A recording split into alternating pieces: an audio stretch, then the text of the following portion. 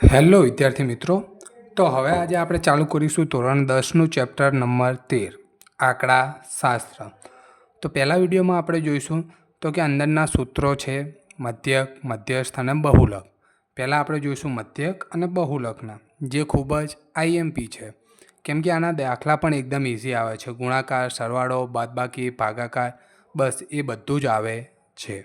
જો વિદ્યાર્થીને તે પણ નહીં આવડતું હોય તો આપણે એના પણ વિડીયો અપલોડ કરવાના છીએ. તો વિદ્યાર્થીઓ ચેનલને સબસ્ક્રાઈબ કરી દેજો અને ચાલો આપણે શરૂ કરીએ મધ્યકના, મધ્યસ્થના અને બહુલકના સૂત્રો ઉપર.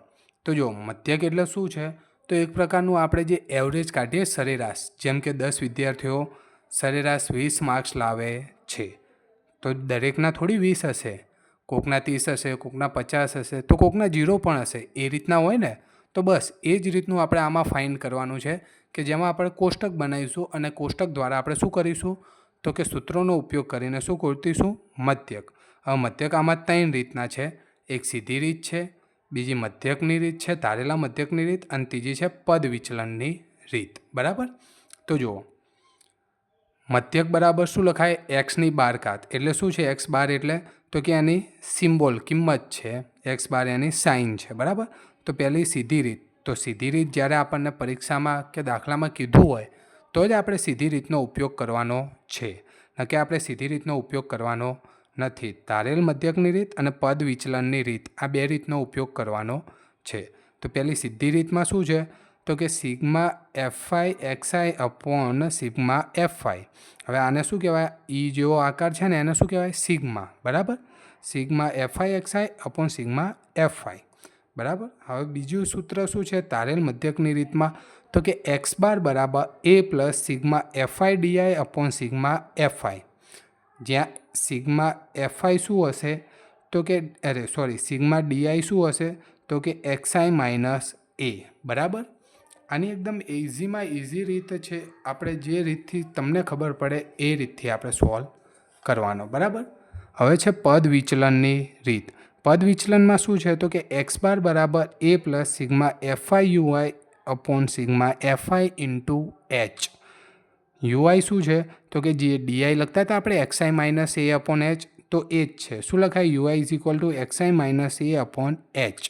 હવે શું આવશે, તો કે બહુલક. હવે બહુલકમાં શું થશે, તો કે ઝેડ, બહુલકની સાઇન શું છે, ઝેડ. ઝેડ બરાબર L plus F1 minus F0 upon 2 F1 minus F0 F1 into H. જ્યાં એલ બરાબર શું છે, તો કે બહુલક વર્ગની અધસીમા, બહુલક વર્ગની આવૃત્તિ, અને F1 કહેવાય, F0 એટલે આગળની આવૃત્તિ, F2 એટલે પાછળની આવૃત્તિ, અને એચ એટલે શું થાય, તો કે વર્ગ લંબાઈ. વિદ્યાર્થી મિત્રો, આ બધા દાખલાના સૂત્રો ખાલી તમારે ગોખવાના છે કે તૈયાર કરવાના, જે બી સમજો એ. જો ના આવડે તો બી ટેન્શન ના લેશો, આપણે જ્યારે દાખલા સોલ્વ કરીશું તો એની અંદર સૂત્રોને કઈ રીતના યાદ રાખવા એ પણ હું સમજાવીશ. કેમ કે આ બધા સૂત્રો આપણે એ જ રીતના યાદ રાખીશું કે જેથી તમને તકલીફ પડે નહીં. જો વિડીયો ગમે તો ચેનલને સબસ્ક્રાઈબ કરી દેજો, અને રોજથી હવે આના વિડીયો આપણે આવવાના શરૂ થઈ જશે. ધોરણ 10ના ગણિતના બધા વિડીયો આપણે યુટ્યુબ પર મોકલીશું કે જેથી તમને ભણવામાં સરળતા રહે. સરવાળો, બાદબાકી, ગુણાકાર, ભાગાકાર એ પણ પોસ્ટ કરીશું. કેમ કે આ ચેપ્ટર 16થી 18 માર્ક્સનું પૂછાય છે, જે સામાન્ય ગણિત છે એમના માટે. બરાબર? અને એકદમ ઇઝીમાં ઇઝી છે. સરવાળો, બાદબાકી, ગુણાકાર અને ભાગાકાર, બસ આટલું જ કરવાનું છે, બીજું કંઈ જ વધારાનું કરવાનું નથી. બરાબર? તો મને આશા છે કે તમને વિડીયો ગમશે.